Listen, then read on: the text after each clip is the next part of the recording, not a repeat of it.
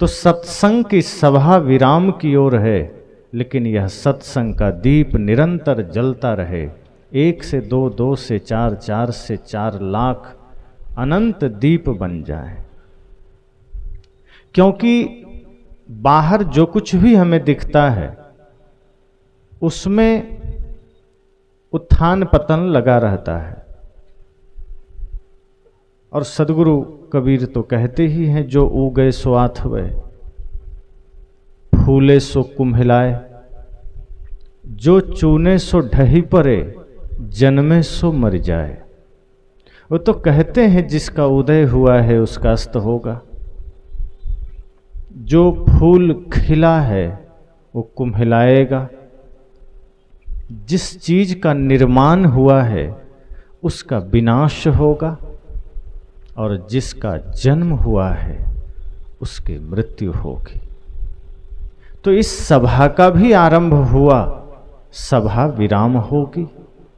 हमारा आना हुआ, 4 बजे के बाद हमारा जाना हो जाएगा। लेकिन ये यात्रा अनंत की यात्रा बन सके, यह सत्संग आपके समस्याओं का समाधान बन सके, यह सत्संग आपके जीवन के प्रश्नों का उत्तर बन सके, उस जिज्ञासा के साथ बैठिए कि आप सबके हृदय रूपी पात्र में ज्ञान का वह अमृत का छींटा पड़े, जिससे आप सबके जीवन के प्रश्नों का समाधान हो सके। और जब सद्गुरु संतों के सानिध्य से हम इन दुखों के बारे में जानते हैं, क्षणिक सुखों के बारे में जानते हैं, तो पता चलता है कि एक रास्ता और है, जिस रास्ते पर हम चल करके अनंत शांति पा सकते हैं। इसलिए जिसका जन्म हुआ है, जिसका आना हुआ है, जाना तो होगा, आगमन हुआ है, प्रस्थान होगा, फूला है, कुम्हिलाएगा, जन्म लिया है, मरेगा। लेकिन इस जन्म और मृत्यु के बीच का जो जीवन है वो आपके हाथ में। अधिकांश मनुष्य अपने जीवन को या तो अतीत के चिंतन में गंवा देता है या भविष्य की कल्पनाओं में गंवा देता है। जो भविष्य अभी आया नहीं हम उसके बारे में सोच रहे हैं, जो अतीत बीत चुका है मैं या तो उस पर सोच रहे हैं, जो वर्तमान हाथ पर है, जिसमें हम जाग सकते हैं, जिसमें हम कुछ कर सकते हैं, वो हम भूले चले जा रहे हैं, खोए चले जा रहे हैं। तो ये सत्संग सभा विराम जरूर होगी, लेकिन इतना संकल्प लीजिए कि सत्संग विराम ना होने पाए, और ये सत्संग पंडालों तक सीमित ना रह जाए। आज सत्संग और कथा पंडालों में कैद होकर रह गया है। आप किसी भी मंच के पास जाएं, पंडालों में जाएं, सत्संग स्थल में जाएं, उसका दायरा घट चुका है। हमने उसे पंडालों में कैद कर दिया। जैसे ज्ञान को किताबों में बांध दिया, भगवान को मंदिरों में बांध दिया, ऐसे ही सत्संग को हमने पंडालों में बांध दिया। ये जीवन की सबसे बड़ी भूल हमारी है। अच्छा हो कि पंडाल से बाहर तक सत्संग जा सके, 99% झगड़ों का समाधान हो जाएगा। यदि पंडाल से सत्संग निकलकर आपके परिवार में पहुंच जाए तो सास बहू के झगड़े होना असंभव है। अगर पंडाल से सत्संग निकलकर आपके जीवन में चला जाए तो भाई भाई का विवाद सुलझ सकता है। पंडाल से सत्संग निकल करके आपके जीवन में चला जाए तो मित्र मित्र से धोखा देना छोड़ सकता है। पंडाल से सत्संग निकलकर आपके परिवार में चला जाए तो बूढ़े माँ बाप को वृद्धाश्रम का रास्ता नहीं दिखाएंगे। इसलिए आज इतनी सारी अराजकताओं से घिरा हुआ हमारा देश अगर है, इसका एक ही कारण है कि हमने सत्य को शास्त्रों में बंद कर दिया, भगवान को मंदिरों में बंद कर दिया और सत्संग को पंडालों में कैद कर दिया। पंडाल में आकर हम बैठते तो हैं, वो 2-4 घंटे हमारे जीवन में परम शांति का वातावरण तो होता है, परमानंद का वातावरण तो होता है, लेकिन जब हम यहाँ से जाते हैं तो जैसे उठते ही धूल झाड़ देते हैं, ऐसे ही उसी झाड़न के साथ साथ सत्संग भी झाड़ देते हैं। यहाँ से फिर खाली ही चले जाते हैं। जिस शोक जिस पीड़ा, जिस नफरत, जिस घृणा की चादर को ओढ़ कर आए थे, यहां से जाने के बाद भी हम उसी चादर को लपेटे चले जाते हैं। हम चेष्टा नहीं करते कि इस ज्ञान यज्ञ में हमारा आना हुआ, इस सत्संग में हमारा आना हुआ, तो जाते समय वो सारे नफरत की दीवारें, वो सारे नफरत की आग यहीं छोड़कर जाएं, वो सारे घृणा की आग यहीं छोड़कर जाएं। यहां से गुरु का वो अनमोल ज्ञान हम लेकर जाएं जो समाज में प्रेम का वातावरण पैदा कर सके। वो अनमोल विचार हम लेकर जाएं जो भाई भाई के खाई को मिटा सके। रामायण का सिर्फ पाठ ही ना हो, रामायण का चिंतन भी जीवन में हो, ताकि हम ये जान सकें कि रामायण का असली पाठ और राम का असली उपासना यह है कि भाई के साथ प्रेम किया जाए। हम पढ़ते हैं एक तरफ से रामायण को, पाठ करते हैं, हर घर में कपड़े में लपेट कर रखते। मैंने कहा ना, आज हमने शास्त्रों को सिर्फ पूजने के लिए अलग रख दिया है। जब कभी सुबह अवसर मिला रामायण पढ़ लिया, लेकिन बाकी दिन भर में हम तो वही अखबार पढ़ते हैं, मार काट की खबरें पढ़ते हैं, वही सरस सलील पढ़ते हैं, वही चित्रहार सुनते हैं, वही फिल्मी गीत सुनते हैं। अच्छा होता कि वो रामायण का 2 शब्द हम दिन भर चिंतन में ले आएं, तो शायद हमारे जीवन में एक परिवर्तन आ सके और हम समाज में किसी भी विध्वंस का कारण न बन पाए। लेकिन हम शिक्षा नहीं लेते। हमारे यहाँ शास्त्रों की कमी नहीं, महापुरुषों की कमी नहीं, सत्संग कथाओं की कमी नहीं। जहां जाइए कहीं ना कहीं सत्संग चल रहा है, लेकिन सत्संग के बाद भी कितने लोग हैं जो आपस में भाई हैं और राम और भरत की तरह जी रहे हैं, राम और लक्ष्मण की तरह जी रहे हैं। छोटा भाई भी अकड़ में आ गया कि मैं कोई कम थोड़े हूं, बड़े भाई का क्यों सुनूं, और जमीन बांट लिया, घर बांट लिया। दोनों राम के उपासक हैं, दोनों राम मंदिर के लिए लड़ रहे हैं, दोनों राम का ध्वज उठाकर खड़े हैं, लेकिन राम का जीवन से कोसों दूर हैं। जीवन तो रावण का है, यद्यपि नाम राम का है। यही हमारी नासमझी हमारे घरों को बांट रहा है, समाज को बांट रहा है। आप देखिए कि राम जी की जो प्रकृति है वो शीतल है, शांत है, किसी भी अवस्था में वो उद्वेगित नहीं होते। शिक्षा लीजिए। और लक्ष्मण जी की प्रकृति थोड़ी गर्म है, बात बात में उलझ जाते हैं, क्रोधित हो जाते हैं। आज अगर कोई ऐसा हो जो एक भाई शांत है, दूसरा गुस्सैल हो, क्रोधी हो, तो दोनों में कब का झगड़ा हो जाए, हो जाता है। घर बंट जाता है, जमीनें बंट जाती है, सब बंट जाता है, माता पिता बंट जाते हैं। और सुबह शाम पाठ रामायण का करेंगे। राम जी को पढ़ते हैं, सुनते हैं, तो राम जी के जीवन को भी पढ़िए कि भाई से कैसा प्रेम था। बड़े भाई हैं, शांत हैं, छोटा भाई थोड़ा उग्र भी है, तो राम जी गुस्सा नहीं होते कि चलो छोटे होकर हमसे कैसे कुछ कह दिया। आपको याद होगा, सीरियल में देखे होंगे या पढ़े होंगे रामायण, कि जब समुद्र से रास्ता मांग रहे थे राम जी, 3 दिन बीत गए, समुद्र ने रास्ता नहीं दिया, तो लक्ष्मण जी ने राम जी को डांट दिया। क्या कहा? कादर मन का एक अधारा, दैव दैव आलसी पुकारा। राम जी को कायर कह दिया, आलसी कह दिया। लेकिन राम जी क्रोधी नहीं हुए, क्रोध नहीं किए, उनको बल्कि चेतना जग गई कि लक्ष्मण ठीक कहता है। और तब उन्होंने कहा, विनय न माने जलधि जड़, गए 3 दिन बीत। कि ये जो जलध ही है, समुद्र है, ये विनय की भाषा नहीं समझ सकता। और उत्तर भी उसी में है कि वो विनय की भाषा क्यों नहीं समझ सकता।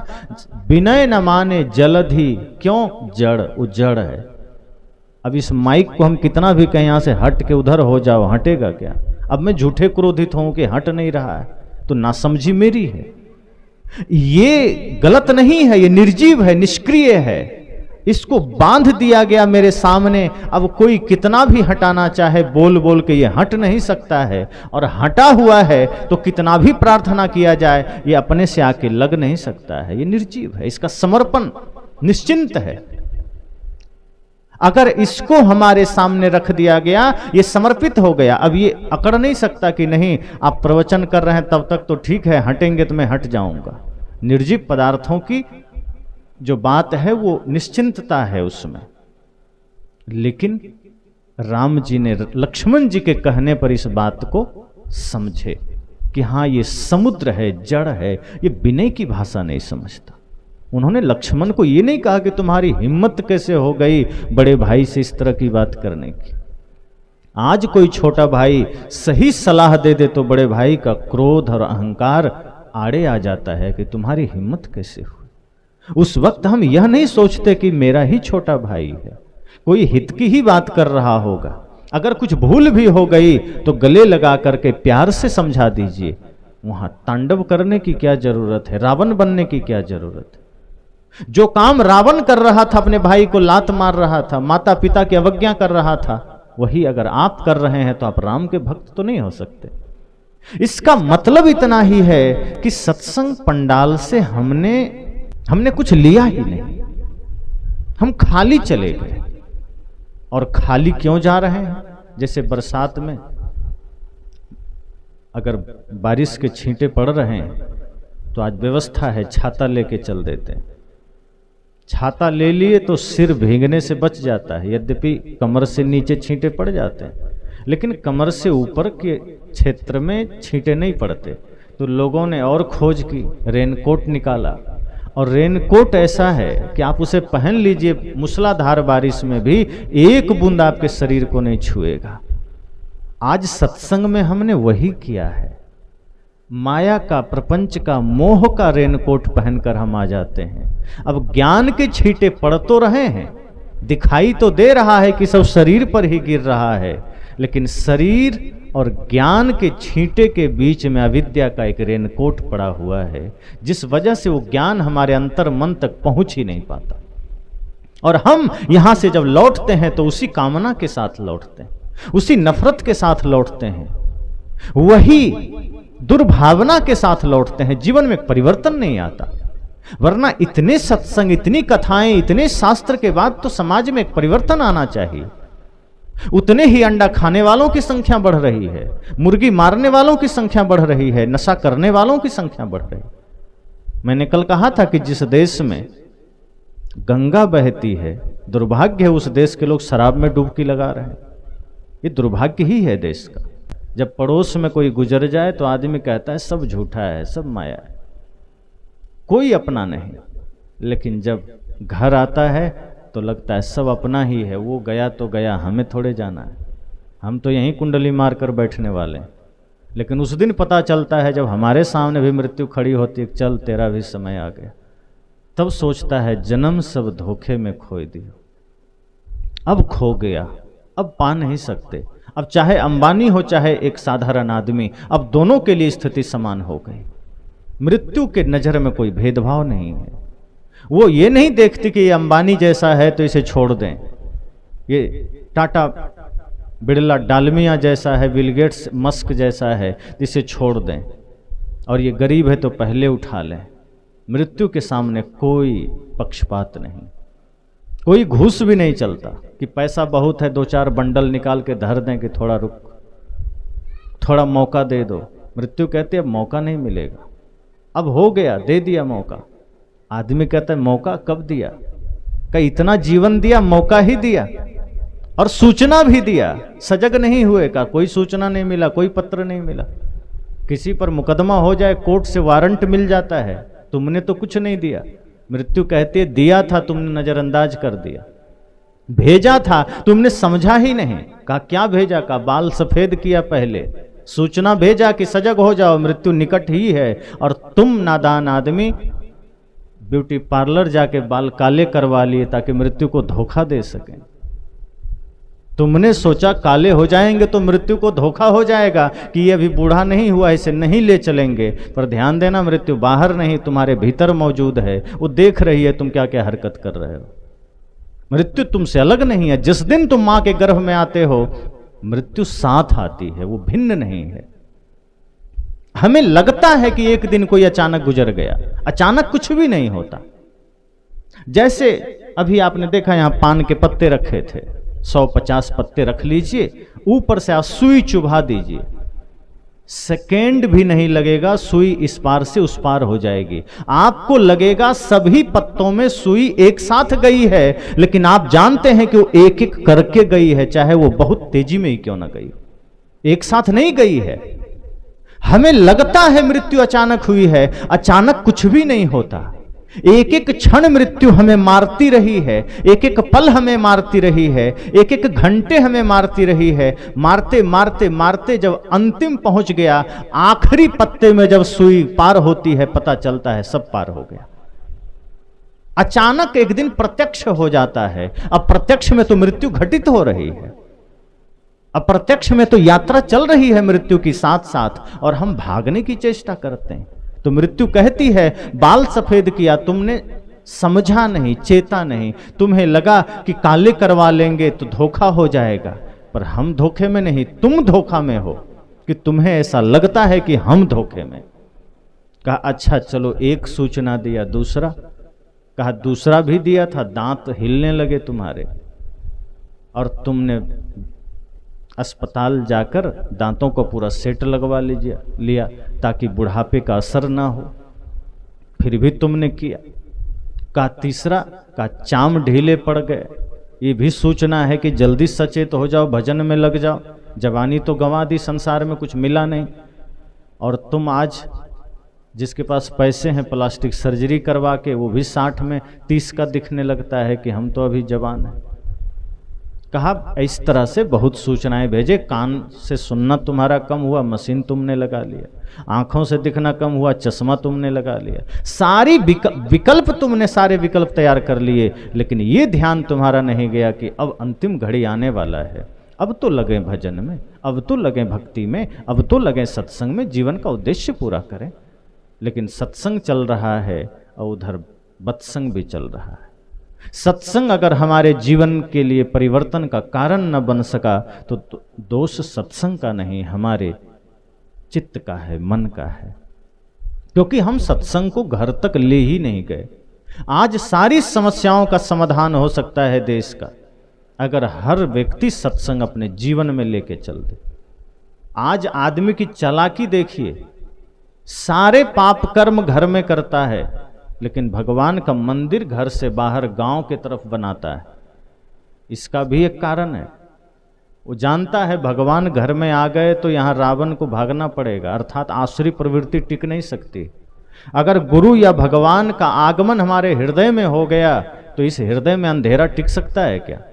जिसके हृदय में मान लीजिए राम जी का निवास हो गया, वो व्यक्ति अपने भाई से रावण वाला व्यवहार करेगा। लेकिन अगर रावण का व्यवहार हम कर रहे हैं, इसका मतलब हृदय में रावण ही बैठा है, राम नहीं बैठा है।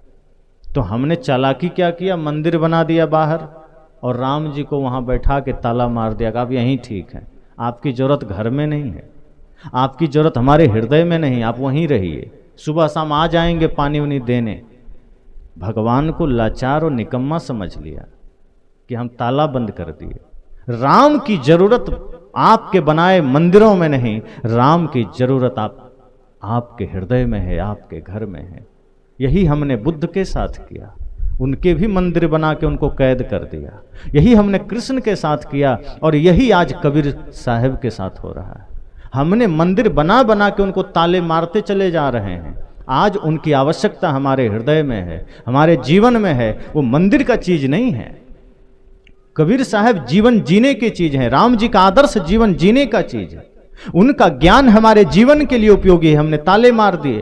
और जिस रावण कौरव कंस को मंदिर बना करके जेल में डाल देना था, उसे हमने निकाल के दिल में बिठा लिया कि तुम यहीं ठीक हो, तभी तो छल कर रहे हैं। अगर आपके मन में छल है, कपट है, प्रपंच है, इसका अर्थ है कि वहां रावण का निवास है, अर्थात राक्षस का निवास है, आसुरी प्रवृत्ति ने डेरा डाला है। उससे मुक्ति अगर पाना है, सत्संग को साथ ले जाना होगा। सत्संग जब साथ चलेगा, जहां जहां आप होंगे वहां वहां सत्संग होगा। सत्संग आपको बचाएगा अधर्म करने से, सत्संग आपको बचाएगा पाप करने से, झूठ बोलने से, छल करने से। लेकिन हम धड़ल्ले से झूठ बोल रहे हैं, अपनों से छल कर रहे हैं, अपनों से कपट कर रहे हैं, अपने ही परिवार में विध्वंस का कारण बन रहे हैं। इसका इतना ही कारण है कि सत्संग में हम तो हैं, सत्संग हम में नहीं है। सत्संग में हमारा शरीर तो बैठा है, सत्संग का कोई शब्द हमारे हृदय में नहीं बैठा। और कई बार आदमी सोचता है कि चलो पड़ोसी बदल जाए तो हम भी बदल जाएंगे। या माता पिता बदल जाएं तो हम भी बदल जाएंगे।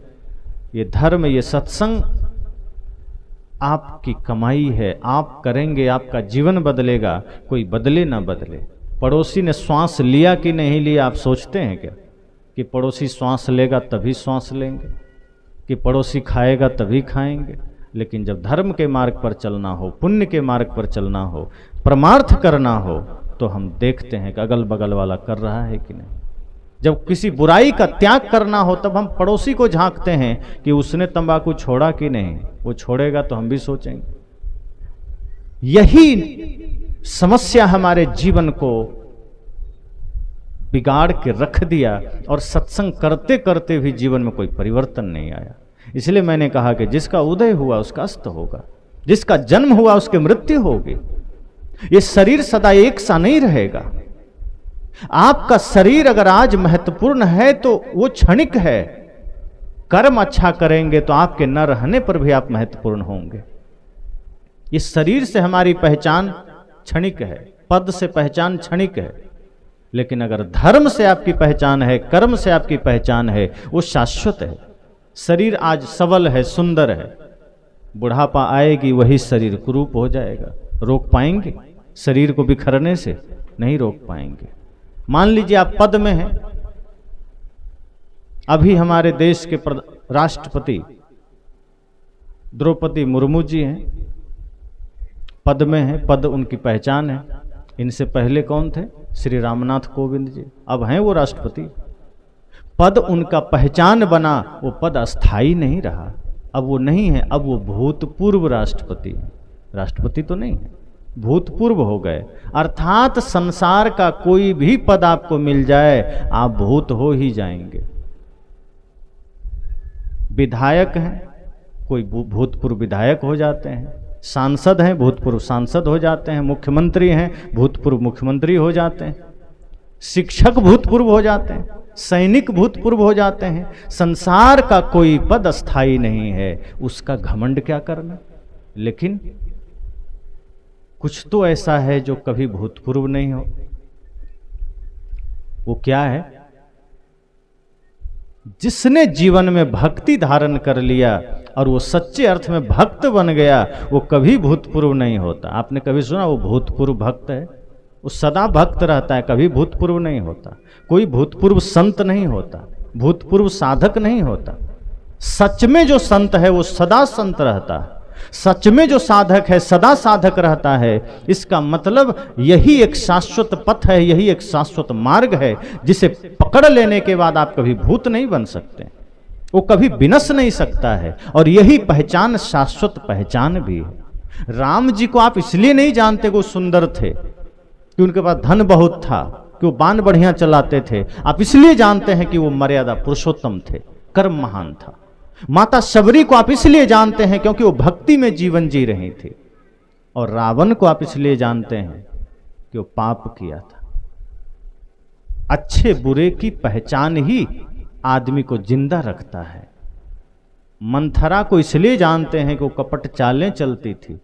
अगर आज परिवार में कोई मंथरा का काम करे, वो भी अमर हो जाएंगे। लेकिन घर तोड़ने में, आपके जीवन में कोई भी विघटन आता है, कोई भी समस्या आती है, वो हमारी दुर्बुद्धि के कारण आती है, वो हमारे अविवेक के कारण आता है। और हमने उधर ही प्रयास किया है, हमने अविद्या के लिए ही प्रयास किया है। इसलिए हमने संसार के उन चीज़ों को अपना सहारा बनाया जो ऑलरेडी छूटने वाला है, विनशने वाला है। हमारी पहचान आज क्या है? इस देश की पहचान कभी धर्म से हुआ करता था, वीरों के वीरता से हुआ करता था, साधकों के साधना से हुआ करता था, ऋषि मुनियों के तप से हुआ करता था। आज इस देश की पहचान बदल गई। हम बहुत गीत गा लें कि हमारा देश विश्व गुरु था, आज तो नहीं है।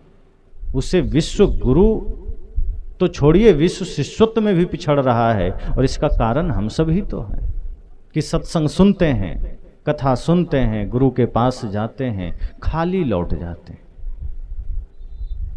कोरा लौट जाते हैं, कुछ संकल्प लेकर नहीं आते, कुछ परिवर्तन का भाव लेकर नहीं आते। इसलिए सजग हो जाइए। एक किनारा जन्म का है, एक मृत्यु का है। बीच में जीवन है, कुछ करके जाना है। अगर कुछ नहीं किया तो ये जीवन व्यर्थ हो जाएगा। 3 दिनों से ये सत्संग की धारा प्रवाहित हो रही, एक ही बात इसमें कॉमन है कि कुछ करके जाना है, खाली नहीं जाना। अब जाना है, मान लीजिए यात्रा तो होगी जीवन की, और कमाई क्या क्या कर रहे हैं, अपनी अपनी झोली को जरा टटोलिए, क्या क्या भर रहे हैं, तो आपको पता चलेगा कि झोली में जब झांकेंगे आंख बंद करके, ये झोली बाहर नहीं है जो खुले आंख से देख सके। आपके पास एक ऐसी झोली है कर्म की, जिसमें आंख बंद करके आप झांकेंगे तो पता चलेगा हमने इसमें नफरत कमाया है, हमने इसमें घृणा कमाया है, हमने इसमें सारे व्यभिचार कमाए हैं, सारे पाप कमाए हैं, और ये गठरिया भारी हो गई। अब जब भी यहाँ से जाना होगा, यही कमाई के साथ जाना होगा, और क्या दुर्गति होगी पता नहीं। इसलिए समय रहते सचेत हो जाना है। जीवन में समय रहते जाग जाइए, इससे पहले कि चिता जले, अपने भीतर की चेतना को जगाना है। अगर चिता जल गई तो चेतना फिर जगाने का अवसर नहीं मिलेगा। आज ही अपनी चेतना को जगाना है, आज ही अपने जीवन के अर्थ को समझना है। ये न हो कि जीवन के अर्थ समझे बिना ये जीवन व्यर्थ हो जाए। इसलिए जो सत्य है उससे डरना नहीं है, मृत्यु सत्य है उससे घबराना नहीं है, बल्कि उसको स्मरण रखना है ताकि जीवन में कोई पाप ना हो सके। सभी शास्त्रों का सार यही है। आप उपनिषद पढ़िए, गीता पढ़िए, रामायण पढ़िए, सदगुरु कबीर की वाणियों को पढ़िए, उनके दोहे साखियों को पढ़िए, बुद्ध की वाणियों को पढ़िए, महावीर की वाणियों को पढ़िए। सब में यही है कि कर्म को सुंदर करिए, कर्म को महान बनाइए। आप शरीर से पहचाने नहीं जाएंगे, वो जीते जी आपकी धन आपकी पहचान है। आप जिंदा हैं तो धन पहचान है, जिंदा है तो शरीर का रूप पहचान है, आपका पद पहचान है। लेकिन जिस दिन मृत्यु आएगी सारे पहचान खो जाएंगे, आपको कोई नहीं जानेगा। कुछ दिन में अपने घर के लोग भी भुला देंगे। इसलिए कभी मत सोचे कि धन से पहचान बन जाएगी, रूप से पहचान बन जाएगी, पद से पहचान बन जाएगी। जितने भी महापुरुष हैं आप उन्हें शरीर से नहीं जानते, आप उन्हें उनके कर्म से जानते हैं, और कर्म ही सबसे बड़ी पूजा है, ये हमारे शास्त्रों ने कहा। तभी तो रैदास जी ने कहा कि मन चंगा तो कठौते में गंगा, कि अगर मन निर्मल है तो ये कठौते का जल भी गंगा का जल हो सकता है, और मन गंदा है तो आप दिन रात प्रयागराज में बैठे रहें, मन गंदा ही रहेगा।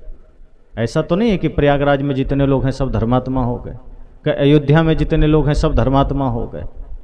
जिसका मन निर्मल है वो अंडमान निकोबार में भी बैठा होगा तो उसके मन में अयोध्या होगी, और जो अयोध्या में भी बैठा है और मन गंदा है तो वो पाकिस्तान में बैठा हो। जगह से मतलब, आपके मन की अवस्था से मतलब। अगर आप दुनिया के किसी कोने में हैं और मन निर्मल है तो राम जी कहते हैं चिंता मत करो, मैं वही हूं। सीधी सी बात है कि जब मन निर्मल हो तो सब कुछ यही है। मन पवित्र हो तो आपके घर का जल भी गंगा जल है। मन निर्मल हो तो आप खेत भी जाएंगे पवित्र मन से तो ऐसा महसूस होगा कि हमने किसी तीर्थ की यात्रा की है। और स्वार्थ भरे मन से आप काशी चले जाएं, गंगा सागर चले जाएं, पुरी चले जाएं तो भी लगेगा जैसे कि मन पर कोई बोझ है। सत्संग का यही काम है कि वो आपको जागृत कर देता है, आपको प्रकाशित कर देता है, सत्य असत्य को दिखा देता है। जैसे किसी कमरे में अंधेरा हो और आपको भेज दिया जाए कि जाओ कोई सामान ले आओ, आप नहीं ला पाएंगे, हो सकता है दिक्कत आएगी, उठाने का कुछ उठा लेंगे, कुछ कहीं टकरा जाएंगे, लेकिन बल्ब जला दिया जाए तो आप आराम से जो लेना है ले लेंगे। ऐसे ही सत्संग सिर्फ इतना ही काम करता है कि वो आपके भीतर ज्ञान का दिया जला देता है, आपके भीतर के विवेक की आंख खुल जाती है और आप जगत में सत्य को जानने लगते हैं, असत्य को जानने लगते हैं। फिर आप इस जगत में खाद्य को जानने लगते हैं, अखाद्य को जानने लगते हैं। क्या अच्छा है, क्या बुरा है, क्या करना है, क्या नहीं करना है, कहाँ जाना है, कहाँ नहीं जाना है, क्या बोलना है, क्या नहीं बोलना है, आप जान जाते हैं। सत्संग इतना ही करता है कि आपको होश में ले आता है। ये जो बेहोशी हमारे जीवन में है, इसी वजह से ये सारे पाप हैं। और ये बेहोशी इसलिए है कि हम मृत्यु को भुला बैठे हैं। हम यहां से जाएंगे ये ख्याल ही भूल गए। हमें लगता है जाना तो औरों को है, हमें तो यहीं रहना है। हम ऐसी ही तैयारी करते हैं। संत तो कहते हैं कि हम इतनी तैयारी में लगे हैं जो कभी लगता ही नहीं कि आदमी कभी जाएगा, ऐसा लगता है सदा यहीं रहने वाले। लेकिन सारी तैयारी धरी रह जाती है और जाना हो जाता है। और जब जाना होता है तो जिस शरीर को आज हम संभाले हुए हैं, इस शरीर का भी भान नहीं रहता। फिर इस शरीर को कोई नोचे, कोई कुछ भी करे, हमें पता नहीं चलता। जिंदा है, पास में आकर कोई एक छोटा सा मोबाइल भी छुएगा तो हम कहेंगे ए रुको मेरा है। लेकिन जब प्राण निकल जाएंगे तो कोई आके हाथ भी उखाड़ ले जाएगा तो बोलने वाला नहीं रहेगा कि ये शरीर मेरा है। ये गति होती है, यही दशा होती है। फिर बेहोशी किस बात की? बेहोशी में तो हम जन्म जन्म से जीते आए हैं।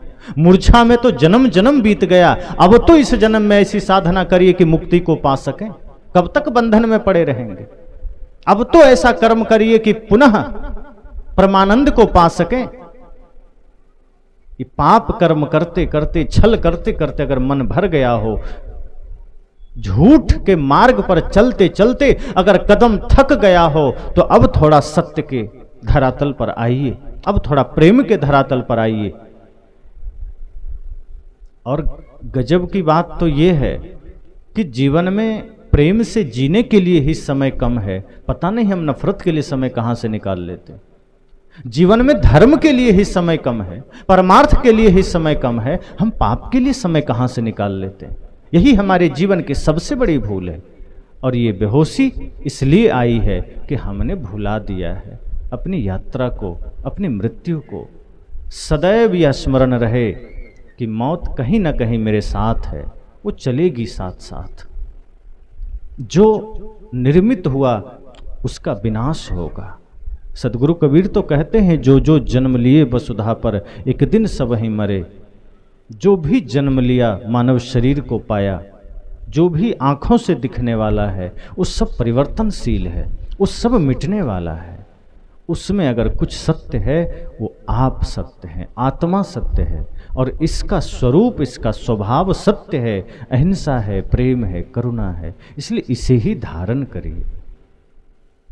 अगर जीवन में आपको कभी चिंतन का मौका मिले, हालांकि रोज चिंतन करिए, आध्यात्मिक चिंतन, धर्म का चिंतन, शरीर के नश्वरता का चिंतन, मैं कौन हूं यह चिंतन, जगत क्या है यह चिंतन, जगत से हमारा संबंध क्या है यह चिंतन प्रतिदिन करिए। धीरे धीरे सारे विकार छटेंगे। अभी तो हमने शरीर को अपना माना, धन को अपना माना, मैं ही हूं यह मान लिया। धीरे धीरे यह सोचिए शरीर मेरा नहीं, मैं चेतना हूं, मैं आत्मा हूं। मेरा काम ये पाप का नहीं है, ये छल का नहीं, ये घृणा का नहीं है। और लोग करते हैं तो करें, पर हमारा काम तो धर्म पथ पर चलना है, प्रेम पथ पर चलना है, मुक्ति की उपासना करनी है, मुक्ति की साधना करनी है। ये मनुष्य शरीर मिला ही मुक्ति के लिए है और हम इसे बंधन में लगा दिए। अगर जो काम हम कर रहे हैं यही करना है, इसके लिए जानवर पर्याप्त है। जानवर भी खा लेते हैं, पी लेते हैं, बच्चे पैदा कर लेते हैं। इतना ही काम आज आदमी कर रहा है, बस उसी को थोड़ा व्यवस्थित कर रहा है। जानवर निश्चिंत होकर कर लेता है।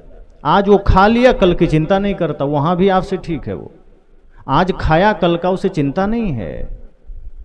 वो खा लिया, निश्चिंत है, शांत है, कोई उसके जीवन में कोई समस्या नहीं। बल्कि जो जानवर आदमी के संग में आया वही थोड़ा बीमार भी होने लगा। जो जानवर जंगलों में है वो आज भी निरोग है, उसके जीवन में कोई समस्या नहीं है। वो जंगल में घूम घूम कर खा लेता है, पेट भर लेता है, निरोग रहता है। लेकिन आदमी ऐसा रोगी आदमी कि जानवर भी संग में आया, वो भी रोगी बन गया। आज सारे अस्पताल इंसानों के लिए हैं, सारे कोर्ट कचहरी इंसानों के लिए हैं। कोई भी कोर्ट कचहरी किसी बैल और कुत्ता के लिए नहीं है। किसी बैल पर किसी ने मुकदमा नहीं किया, किसी कुत्ते को किसी ने मुकदमा नहीं किया। ये सारी चीजें इंसानों के लिए है। सत्संग भी इंसानों के लिए है, क्योंकि जानवर में कोई परिवर्तन नहीं हो सकता।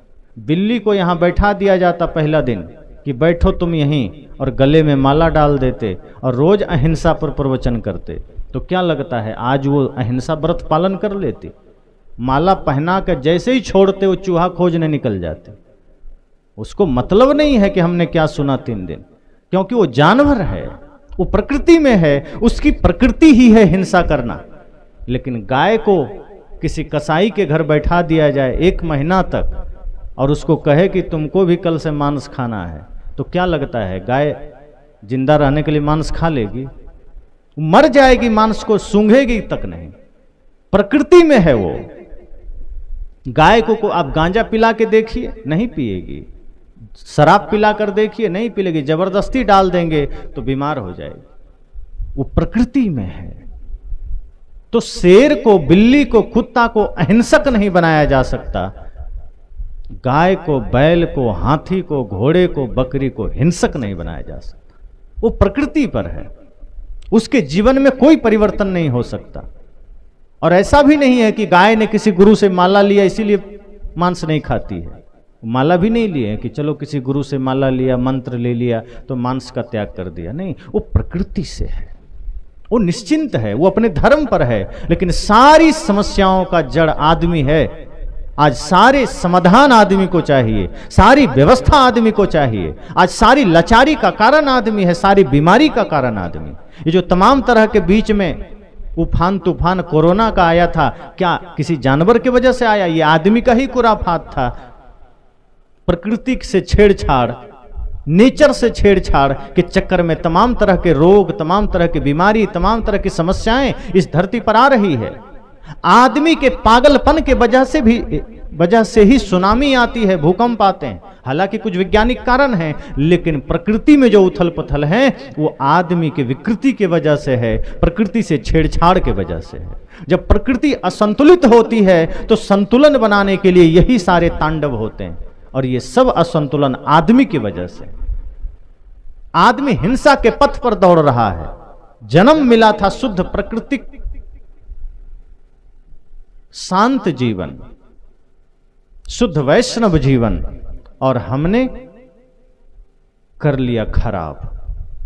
तो ये सारे कोर्ट कचहरी, न्यायालय, अस्पताल, सत्संग घर, पुस्तक, मंदिर सब आदमियों के लिए है, आदमी को व्यवस्थित बनाने के लिए है। आदमी ही मर रहा है, मार रहा है, आदमी लूट कर घर भर रहा है, आदमी ही मरता है, मार रहा है आदमी। दूसरा कौन है? कोर्ट चले जाइए, भीड़ आदमी की मिलेगी। अस्पताल में भीड़ आदमी की मिलेगी, सारी व्यवस्था आदमियों के लिए। तो जिसका जीवन बिगड़ा है उसके सुधारने के लिए सत्संग भी है, लेकिन हम सुधर नहीं पाते। बिगड़ने का तो कोई केंद्र नहीं है। मैंने पहले दिन ही कहा था, इस धरती पर कोई जगह नहीं जहां बिगाड़ना सिखाया जाता हो, लेकिन फिर भी आदमी बिगड़ता है। हिंसा सिखाने वाली कोई जगह नहीं है, गाली सिखाने वाली कोई जगह नहीं है, नशा सिखाने वाली कोई जगह नहीं है। आदमी देख के सीख लेता है, स्वाभाविक सीख लेता है। पर आदमी कैसे बनना है, माता पिता गुरु की भक्ति कैसे करनी है, राष्ट्र की भक्ति कैसे करनी है, इसके लिए जगह जगह सिखाया जा रहा है। और आदमी सीखने को राजी नहीं, आदमी सीख ही नहीं पाता। इसलिए मैंने कहा जीवन थोड़ा है, जन्म और मृत्यु 2 किनारा है, बीच में हम हैं, जीवन है। और बीच का जो जीवन है इसे ही हमें व्यवस्थित करना है, क्योंकि जो बीतता जा रहा है वो हाथ से निकलता जा रहा है। सुबह जो आपका जीवन था वो अभी नहीं है, अभी जो है वो शाम को नहीं होगा। आप कितने यत्न कर लें, एक बीता हुआ पल लौटाया नहीं जा सकता। इतना कीमती है एक एक पल। और हमने अपने एक एक पल को हिंसा में लगाया, नफरत में लगाया, घृणा में लगाया। एक एक पल लौटाया नहीं जा सकता। सोचिए, इतना कीमती जीवन को हम गंवाए चले जा रहे हैं। इसलिए होश में आना है। ये 3 दिन का सत्संग, ये प्रेरणा है हमारे जीवन के लिए, ये संकेत है हमारे जीवन के लिए, एक अवसर है हमारे जीवन के लिए कि हम जाग सकें, हम संकल्पित हो सकें, हम जीवन को एक व्यवस्थित दिशा दे सकें, एक रास्ता पकड़ सके परमार्थ का, एक रास्ता पकड़ सके धर्म का, मुक्ति का। अन्यथा जीवन में बंधन तो तैयार हर कदम पर हो रहे हैं। चारों तरफ बंधन का ही पसारा है, चारों तरफ माया का ही पसारा है। आप जिधर नजर दौड़ाइए इस पूरा जगत माया के अधीन है। इसलिए तो कहा गया गो गोचर लग जहमन जाई सो सब माया जाने ओ भाई। इन आंखों से आप जो भी देखते हैं, इन कानों से आप जो कुछ भी सुनते हैं, यूं कह लें कि शरीर के इंद्रियों से आप जो कुछ भी अनुभव कर सकते हैं जगत में, वो सब माया है और वो आपके साथ कभी रह नहीं सकती है, उसका छूटना तय है। खुद ये शरीर माया है, ये साथ नहीं रह सकता, छूटेगा। अब ऐसा कह के सदगुरु कबीर हम सबको डराना नहीं चाहते हैं कि छूटेगा, मृत्यु आ जाएगी तो डर के जीना है, बल्कि सदगुरु कहते हैं और मस्ती में जियो। कब छूट जाए जीवन, छूटना ही है। पहले वालों का छूटा है, हम सब भी लाइन में खड़े, तो डर के क्यों जीना, आनंद से जिए, उत्सव की भांति जिए। ये दिवाली एक दिन न मनाइए, ये होली एक दिन न मनाइए, दशहरा एक दिन मत मनाइए, ये गणेश चतुर्थी एक दिन मत बनाइए। सदगुरु कहते हैं जीवन को इतने उत्सव से भर दीजिए, इतने प्रेम करुणा से भर दीजिए कि आपका प्रतिपल दिवाली हो जाए, प्रतिपल दशहरा हो जाए, प्रतिपल आनंद के क्षण हो जाए। किसी क्षण मृत्यु आ भी जाए तो आपको अफसोस ना हो कि थोड़ा और मोहलत मिलता तो कुछ धर्म का काम कर लेते। आप इतना बढ़िया जीवन को बना लीजिए कि आपका एक एक पल उत्सव बन जाए, और जब मृत्यु आए तो मृत्यु महोत्सव बन जाए। साधारण लोगों की मृत्यु दुखद होती है, पर जो व्यक्ति अपने एक एक पल को उत्सव बनाया हो, उसकी मृत्यु कभी दुखद नहीं होती। बड़े बड़े संतों ने कहा कि जब मेरा शरीर छूट जाए तो रोना नहीं, बल्कि मुस्कुराना कि गुरु ने हजारों दिए जला दिए और शरीर की विदाई हुई है। शरीर की विदाई होनी ही है, होती ही है, इसकी विदाई में रोना क्यों, क्या मोह करना। मोह से मुक्ति ही तो मोक्ष है, और मोह में पड़ना ही तो बंधन है। जहां जहां मोह करेंगे वो बंधन ही तो तैयार होगा। चाहे गुरु के शरीर में करो, चाहे माता पिता के शरीर में करो। वास्तव में शरीर गुरु नहीं है, गुरु तो ज्ञान है, और वो किसी के भीतर से मिले वो ज्ञान हमारा गुरु है। शरीर तो माध्यम है, जैसे मंदिर और मंदिर में बैठा हुआ भगवान, तो मामला तो हमारा भगवान से जुड़ा है, मंदिर तो सिर्फ माध्यम है उस मूर्ति को स्थापित होने का। शरीर तो सिर्फ माध्यम है, असली बात तो शरीर के भीतर बैठा हुआ चेतना में है, आत्मा में है, जिसे मुक्त करना है, मोक्ष की ओर ले जाना है। ये शरीर तो एक सहारा है। हम आपको जान रहे हैं, शरीर माध्यम है, आप हमें जान रहे हैं, शरीर माध्यम है। अब आत्मा दिखाई थोड़े देगी, आत्मा को देख नहीं सकते इन आंखों से। आत्मा को देखना हो तो विवेक से अनुभव कर सकते हैं। आत्मा सबको देखती है, आत्मा को कैसे देखेंगे। उपनिषद के ऋषियों ने कहा ना, जिसे कान सुन नहीं सकते बल्कि जिसकी सत्ता में कान सुनते हैं, जिसे आंखें देख नहीं सकती बल्कि जिसकी सत्ता में आंखें देखती है, उसे ही तू आत्मा जान, उसे ही तू परमात्मा जान। अर्थात हमारे भीतर जो आत्मा बैठी है, इसकी सत्ता में आंख देख रही है। ये आंख अपने आप में कुछ नहीं देखती। अगर ये अपने आप में देख सकती तो चेतना निकल जाती है, तो आंख तो फिर भी रहती है, कहाँ वो देखता है। शरीर कहाँ हिलता डुलता है, नाक कहाँ सूंघता है, नहीं सूंघता। इसके भीतर जो बैठी हुई चेतना है, आत्मा है, वही मूल है, और उसी को हमने अर्थात खुद को हमने प्रपंचों में इतना धसा लिया कि चारों तरफ बंधन ही बंधन है, और अब मुक्ति का कोई मार्ग नहीं है। तो गुरु हमें मुक्ति का मार्ग बताते हैं कि इस मायावी जगत से उतना ही मतलब रखिए जितना शरीर को आवश्यकता है। बाकी समय अपना सेवा में लगाइए, लोगों के उत्थान में लगाइए, उद्धार में लगाइए, जगत कल्याण में लगाइए, और आत्म कल्याण में लगाइए। जितना मोह आप संसार से करेंगे, वस्तुओं से करेंगे, उतना मुक्ति से आप दूर होंगे, उतना मोक्ष से दूर होंगे। और ये शरीर तो मिला ही मोक्ष के लिए। मैंने कहा था, जितना काम आज आदमी कर रहा है, ये किसी न किसी रूप में जानवर भी कर रहे हैं। अगर उतना ही इस दिव्य शरीर को पाकर हम भी कर रहे हैं, तो जानवर में और हमें फर्क क्या है। फर्क इतना ही हो कि हम इस मनुष्य शरीर को पाकर मोक्ष की साधना कर सकें। हम बाहर जो कुछ भी करते हैं वो सिर्फ शरीर की व्यवस्था है और कुछ नहीं। आप चाहे जितना कुछ कर लीजिए, सारी पढ़ाई, सारी खोजें, सारी व्यवस्थाएं, धन संपदा, ये सब सिर्फ शरीर की व्यवस्था है, इससे ज्यादा कुछ नहीं। जैसे यहाँ पंडाल की व्यवस्था हो गई, बाजे की व्यवस्था हो गई, लाइट की व्यवस्था हो गई, और प्रवचन के लिए किसी को बुलाया ही ना जाता, तो आप क्या कहते हैं? व्यर्थ खर्च हो गया। ये सिर्फ बाहर की व्यवस्था है। महत्वपूर्ण है प्रवचन ज्ञान। अगर ये है तो पंडाल ना भी होता तो 5 आदमी सुन सकता था, लेकिन अगर यही नहीं है और पंडाल बड़ा लग गया तो कौन सुनाएगा, कहां से मिलेगा? शरीर सिर्फ व्यवस्था है, शरीर सिर्फ साधन है, और हमारी सारी तैयारी साधन के लिए, अपने लिए नहीं है, और समय निकलता जा रहा है। तो इससे पहले कि जीवन में मृत्यु घटित हो, अच्छा गहराई से सोचे तो मृत्यु होती ही नहीं, क्योंकि आत्मा तो अमर है। आप मरेंगे नहीं, आत्मा मरेगी नहीं, शरीर से परिवर्तित हो जाएगा।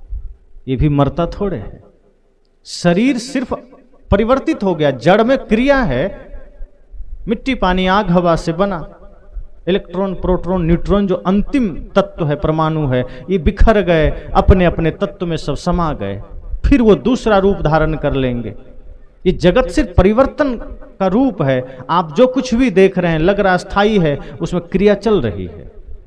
तो शरीर सिर्फ परिवर्तित हो गया, मिट्टी का अंश मिट्टी में चला गया, पानी का पानी में चला गया, वो मिटा नहीं है। हम ये नहीं कह सकते कि जड़ मिट जाता है, जड़ मिटता नहीं है, वो परिवर्तित हो जाता है। इसलिए तो कहा संसार संसृति इति संसारा, जो निरंतर सरकता रहे वही संसार है, जो निरंतर बहता रहे वही संसार है, जिसमें परिवर्तन है वही संसार है। तो शरीर में परिवर्तन है, बिखर गया, फिर वो उसी राख में एक नया जीवन पैदा होगा, उसी मिट्टी पानी आग हवा से पुनः एक नया शरीर जन्म लेगा, फिर नई एक यात्रा शुरू होगी। तो वस्तुतः शरीर की भी मृत्यु नहीं होती, सिर्फ विच्छेद हो जाता है, और उसे ही हम मृत्यु का नाम दे देते हैं। पर यह क्रम यहीं रुकता नहीं है, ये क्रम यहां थमता नहीं है, आगे चलता रहता है। इस 3 दिन में जो कुछ भी सुना, निश्चय ही वह जीवन के लिए एक कीमती पल होता है, जब हम अपने समय धर्म के लिए, सत्संग के लिए देते हैं। तो जो कुछ भी सुना, यह सोचिए कि यह सत्संग सिर्फ सुनने के लिए नहीं है, चिंतन और मंथन करने के लिए नहीं।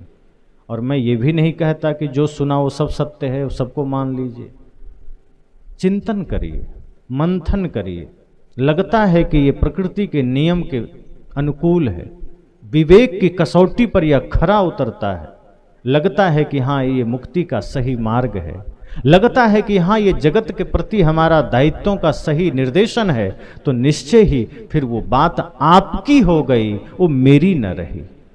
जो बातें आपने हृदय में चिंतन करके धारण किया वो आपकी हो गई, और उन बातों को धीरे से अपने आचरण में उतार लीजिए, फिर वही ज्ञान आपके लिए सत्य हो गया। वरना वो ज्ञान मात्र शब्द रह जाएंगे। जैसे प्यास लगी हो और हम यहाँ कागज में लिख कर दे दें पानी, तो प्यास बुझेगी? नहीं बुझेगी। या बढ़िया मिनरल वाटर का फोटो खींचकर आपको दे दें, प्यास बुझ जाएगी? नहीं बुझेगी। वास्तव में शब्द और वो चित्र इशारा है कि पानी की तलाश करो, वो कोई वस्तु है जिसे तुम पा लोगे तो प्यास बुझ जाएगी। ये प्रवचन के शब्द, शास्त्रों के शब्द या महापुरुषों के चित्र इशारा है कि इस दिशा में बढ़ो, इस रास्ते पर चलो, शायद तुम पा जाओ। जिस प्रेम की बात हम करते हैं, अगर हमने सिर्फ उसे जिह्वा पर रटा है, वो प्रेम हमारे जीवन के लिए कुछ नहीं है, मात्र कोरा शब्द है। लेकिन जब उसी प्रेम को हम आचरण में उतार लेते हैं और हम भी प्रेमी बन जाते हैं, वही प्रेम का शब्द हमारे लिए सत्य बन जाता है। तो यह सत्संग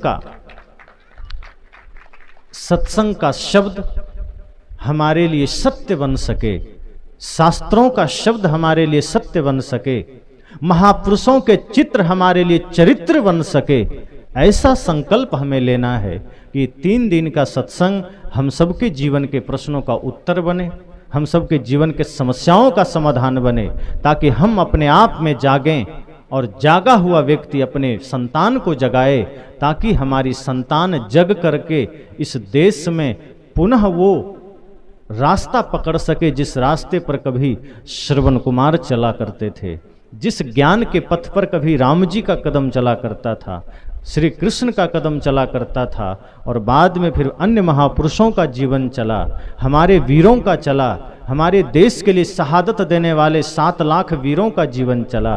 अगर आपने ऐसा जागरण अपने जीवन में पैदा किया, धर्म के मार्ग पर चलने का संकल्प लिया, तो छोटे छोटे बच्चों में पुनः वो संभावना विकसित की जा सकती है, उनके भीतर पुनः राष्ट्र निर्माण का भाव जागृत किया जा सकता है, उनके भीतर फिर अनंत संभावनाओं का एक मूर्ति रूप दिया जा सकता है।